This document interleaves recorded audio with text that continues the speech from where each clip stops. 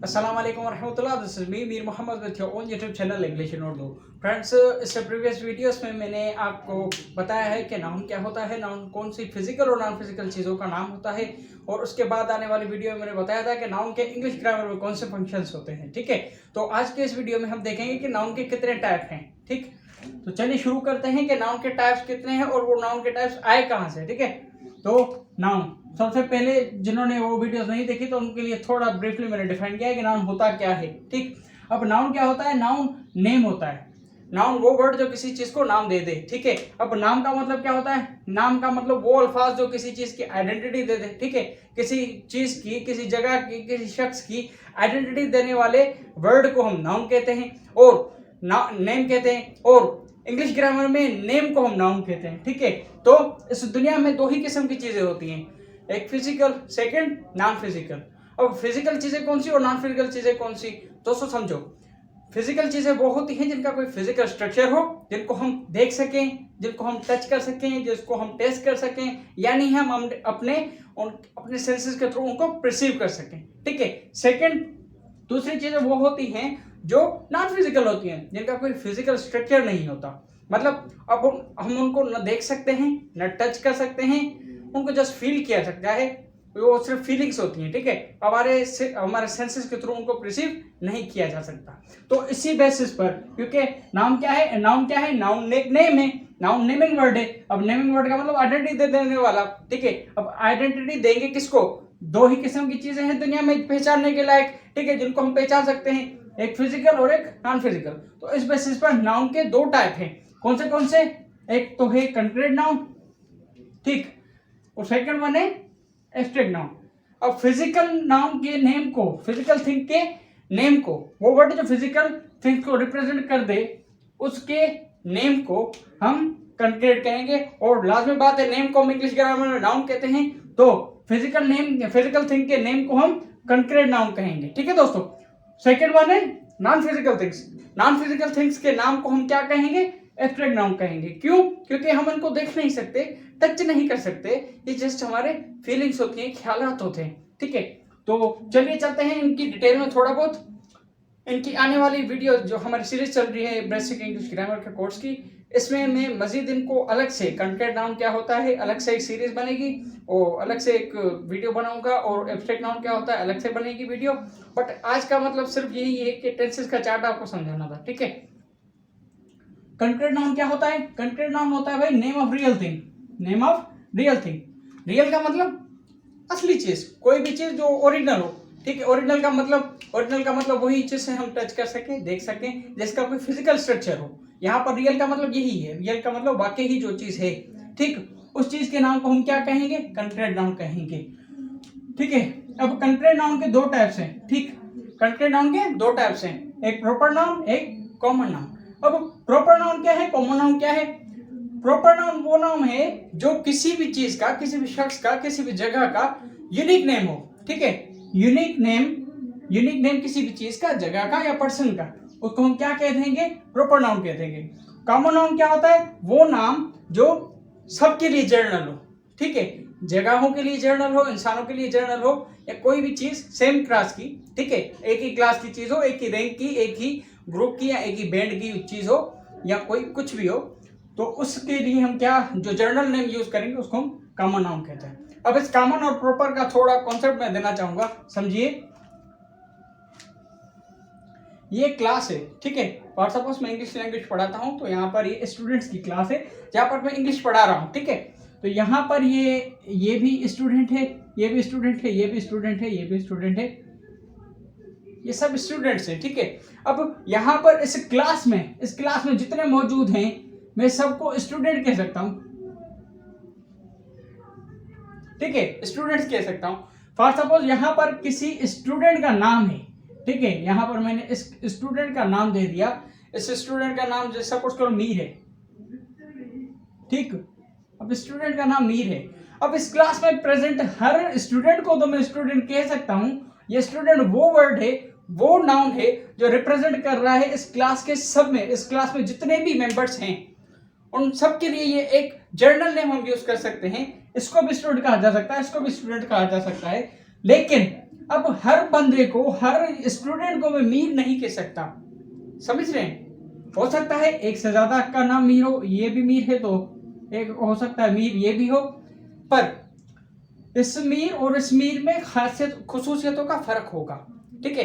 अब यहाँ पर मैंने कहा स्टूडेंट, स्टूडेंट मतलब ये सब सीखने आए, ठीक है। अब मैंने कह दिया मीर, ये भी मीर, दो मीर हो गए, तो आपने कहा कि सर एक से ज्यादा हो गए, ठीक है। तो ये यूनिक कैसे हुआ? यूनिक इस तरह से हुआ बच्चे कि ये पॉइंटर नाउन के पॉइंटर की तरह काम करता है। अगर आपने कभी पावर पॉइंट चलाया हो एमएस वर्ड में, एमएस ऑफिस में सॉरी, तो वहां पर आपने देखा होगा कि प्रेजेंटेशन में एक ही पॉइंटर हर स्लाइड को रिप्रेजेंट करते हैं, ठीक है। अब हर स्लाइड पर मटेरियल तो लगभग पड़ा होता है ना। जैसे मैंने फॉर सपोज इसकी अगर मैं प्रेजेंटेशन बनाऊं तो एक स्लाइड पर बना होगा नाउन की डेफिनेशन, सेकंड पर उसके फंक्शन, ठीक है। उस डेटा को, उस मटेरियल को रिप्रेजेंट करने के लिए पॉइंटर तो एक है, पर वहां पर मटेरियल अलग लिखा हुआ है, समझ रहे हैं। प्रॉपर नाउन का मतलब अगर एक से ज्यादा का नाम मीर है तो हर मीर की अपनी अपनी कैरेक्टरिस्टिक्स होंगी, सही। यहां पर मैंने स्टूडेंट कह दिया, फॉर सपोज स्टूडेंट को अगर मैं बॉयज भी लिख दूं, यहां पर सारे लड़कों की क्लास है, तो यहां पर बॉय है तो बॉय सब बॉयज की फिजियोलॉजी मॉर्फोलॉजी तकरीबन सेम होगी, ठीक है। बट मैंने कह दिया मीर, ये भी मीर, ये दोनों मीर हो गए। यहां पर मैंने कह दिया शमीम, फॉर सपोज एक क्लास में को एजुकेशन की क्लास है, ठीक है, जिसमें लड़कियां भी हैं लड़के भी हैं, तो वहां पर मैंने नाम ले लिया शमीर, ठीक है, सॉरी शमीम। शमीम एक ऐसा नाम है जो किसी फीमेल का भी हो सकता है, मेल का भी हो सकता है, ठीक। तो यहां पर मैंने कह दिया शमीम, तो ये तो प्रॉपर नाउन है ना। तो क्या हुआ इससे? ये हुआ कि भाई शमीम, अब वो एक लेडीज है, वो एक जेंट्स है, ठीक है, मेल और फीमेल है, दोनों की कैरेक्टरिस्टिक्स डिफरेंट है, दोनों की फिजियोलॉजी मॉर्फोलॉजी डिफरेंट है। तो समझ रहे हैं आप, अगर प्रॉपर नाउन किसी एक के अलावा दूसरे का भी होता है ऑब्वियसली, तो उन दोनों की कैरेक्टरिस्टिक्स डिफरेंट है। तो कॉमन नाउन का मतलब जनरल नाउन, जनरल नेम, जो एक ही ग्रुप के अलग अलग मेंबर के लिए वर्ड यूज किया जाए, जनरली जैसे वर्ड यूज किया जा सके, मतलब वो नाम जो हम एक क्लास में कितने भी शख्स हैं या कितने भी चीजें हैं या कितने भी जगहें हैं, उन सब के लिए हम अगर जे वर्ड यूज कर सके, तो उस वर्ड के लिए, उस नाम के लिए हम कॉमन नाउन का टर्म यूज करते हैं, ठीक है। अब प्रॉपर नाउन का तो कोई टाइप अभी तक नहीं है। कॉमन नाउन के दो टाइप होते हैं, ठीक। कॉमन नाउन में कौन से नाउन आते हैं ये देखते हैं। कॉमन नाउन वो नाम जिनको हम काउंट कर सकें उनको हम काउंटेबल कहेंगे, और वो नाम जिनको हम काउंट नहीं कर सकते उनको हम अनकाउंटेबल नाउन कहते हैं, ठीक है। अब काउंटेबल नाउन के दो टाइप्स हैं, सिंगुलर और प्लूरल, ठीक है।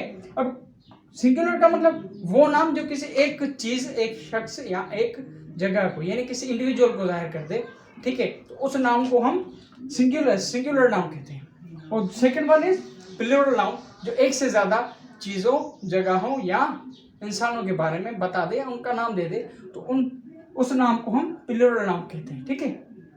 अब आ गया अनकाउंटेबल नाउन।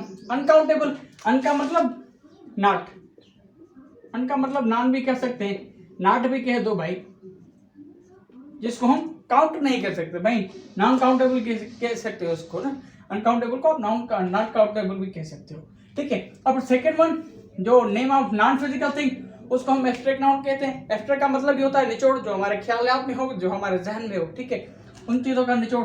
अब मैंने इसको याद करने के लिए कि भाई नॉन फिजिकल थिंग तो बहुत सी हैं, तो वो नॉन फिजिकल थिंग्स में कौन सी हम याद करें, ठीक है।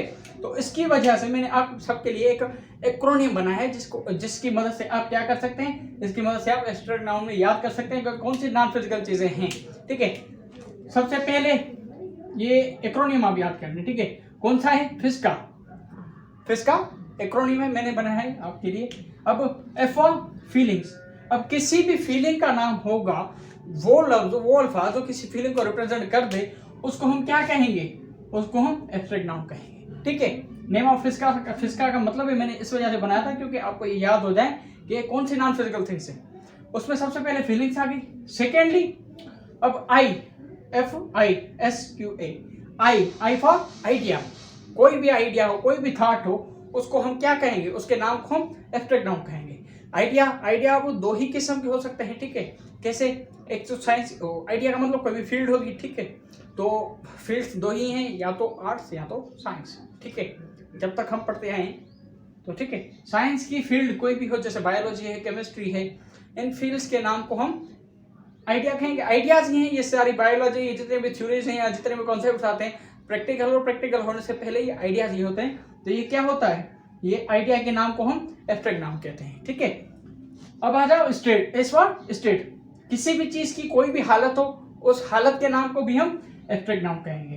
क्यू फॉर क्वालिटी, किसी भी चीज की कोई भी खासियत हो, उस खासियत को रिप्रेजेंट करने के लिए जो नाउन यूज करेंगे, उस नाउन को भी हम एब्स्ट्रैक्ट नाउन कहेंगे। लास्टली ए फॉर एक्शन, अब किसी भी एक्शन का नाम हो, जैसे ब्रीथ है, रिस्पायरेशन है, ठीक है, डाइजेशन है, एक्सक्रिएशन है, ये सब क्या है, अमल के नाम है।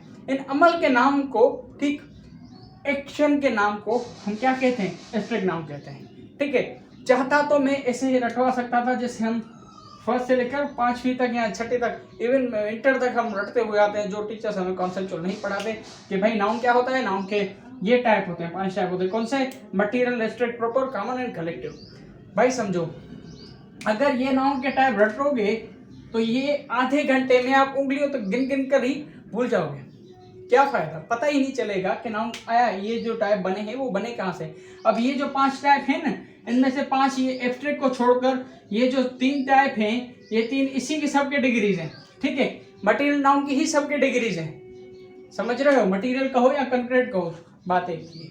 ठीक, अब हर नाउन की टाइप पर ये इसको अलग करके इन सब के लिए मैंने जैसे अपने यूट्यूब चैनल पर फ्री इंग्लिश ग्रामर कोर्स का एक सीरीज शुरू की है, तो वहाँ पर मैं वीडियोस अपलोड करता जाऊँगा। अगर आपको मेरा कॉन्सेप्ट समझ में आया और आप चाहते हैं कि आपको ऐसे लॉजिकल वीडियोस मिलती रहें, तो मेरे चैनल को सब्सक्राइब कीजिए, प्लीज़ अपना सपोर्ट दिखाइए, बेल आइकन को प्रेस कर दीजिएगा। सब उसको सब्सक्राइब करते वक्त उसकी मदद से ये होगा कि आप मेरी आने वाली नई वीडियो आप तक पहुंच जाएगी। ठीक है, और अगर वीडियोस अच्छी लग रही हों तो प्लीज़ सपोर्ट कीजिए, अपने फ्रेंड्स के साथ शेयर कीजिए। थैंक्स, आज तक के लिए इतना ही। अगली आने वाली वीडियो में कंक्रीट नाउन को डिस्कस करेंगे। क्यों डिस्कस करना है अलग से भाई, इस वजह से क्योंकि मैंने यहाँ पर कोई भी एग्जाम्पल नहीं लिखी, शॉर्टेज ऑफ टाइम थी, आपको सिर्फ चार्ट समझाना था कि नाउन के टाइप होते हैं, ये कैटेगरीज बनती क्यों हैं। ठीक है, ये समझ में आ गया होगा होप आप सबको। तो मिलते हैं नेक्स्ट वीडियो में, और अगली जितनी भी वीडियोस आएंगी ना अलग अलग टाइप पर, उसमें आपको कम से कम 10 या 12 एग्जाम्पल्स हर नाउन के टाइप के मिलेंगे। ठीक है, मिलते हैं अगले वीडियो में, तब तक थैंक्स।